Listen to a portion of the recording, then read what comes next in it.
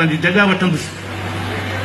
मां अर्ज़ कयो त तव्हां लाइ कानून ॿियो आहे, असां लाइ अव्हां जो कानून ॿियो आहे। हा, गुनाहनि में तूं त बि सवाबनि में बदिली, असांजा सवाब गुनाहनि में बदिली। बाहुनि हथ कड़ियूं पेर बि ॿधा अथव, पुछो था असां खां त रोज़ा रखिया अथव। अल्लाह नाराज़ शैतान राज़ी, गरीब काफ़िर अमीर गाज़ी। अल्लाह नाराज़ शैतान राज़ी, गरीब काफ़िर अमीर गाज़ी। बम्बार खे तूं मुजाहिद सॾी थो, मगर पाण नाही हिमायत करी थो। घणनि जा त बचड़ा काती सां कुठा अथव, पुछो था असां खां त रोज़ा रखिया अथव। नंबर तुंहिंजो ईंदो सो दोज़ख जो हूंदो, कब्ज़े फ़क़ीरनि जे फिरदोस हूंदो।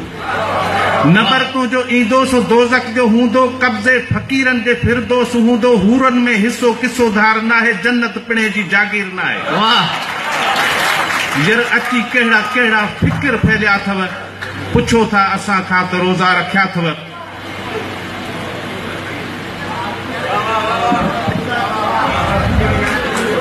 नंबर तुंहिंजो ईंदो, भाऊ चयो त ॿीहर असांखे इहा मिसरा ॿुधाइजो।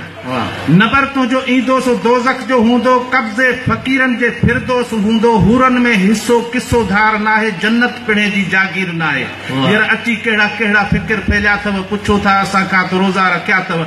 ख़ल्क़ियो जंहिं आहे ख़ालिक़, अव्हां कोन ख़ल्क़ियो। हिंदू आहे को मुस्लिम, अव्हीं पाण छाहियो। हिते हर कंहिं जो खातो खुलियल आहे, सही केरु आहे ऐं कहिड़ो भुलियल आहे। अजब फ़ैसिला फ़र्ज़ फ़िक्र मढ़िया अथव, पुछो था असां खां त रोज़ा रखिया अथव।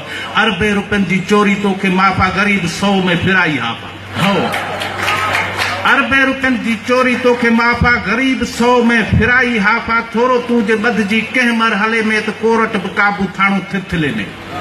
यार मिस्कीन मारे भितनि में हया अथव, पुछो था असां खां त रोज़ा रखिया अथव। मज़हब में तूं तो वटि फज़ीलत खुटी आहे, शिदत पसंदी वहशत वधी आहे। पंहिंजी यारी इंसान सां आहे, अव्हां रखी यारी शैतान सां आहे।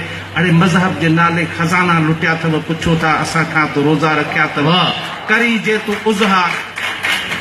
तूं उज़हा छेलो फिर्ज में आहे, बाक़ी खल ओझरी नकी घुर्ज में आहे। ॾाढो गोश्त खाईंदड़ जानवर लॻी थो, शायदि कुख फाड़ींदे मांगर लॻी थो। अड़े सिजूं फिरायूं कढ़ायूं शीखूं सेकिया अथव, पुछो था असां खां त रोज़ा रखिया अथव। सिधो अणसिधो सबको टैक्स भरे थो, बदले में बेहतर भला छा मिले थो। न सेहत हिफ़ाज़त न की साफ़ पाणी, घणनि ख़ुदकशी में कई मोकलाणी। अड़े नकुली दवा ॾेई मर्ज़ में मारिया अथव, पुछो था असां खां त रोज़ा रखिया अथव। तते ॾींहुं तगारी ते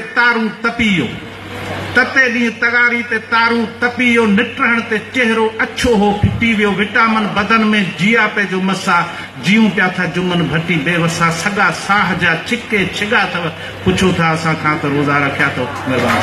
महिरबानी मोहम्मद जुमन भट्टी। हाणे यकीनन मूंखे उमेद आहे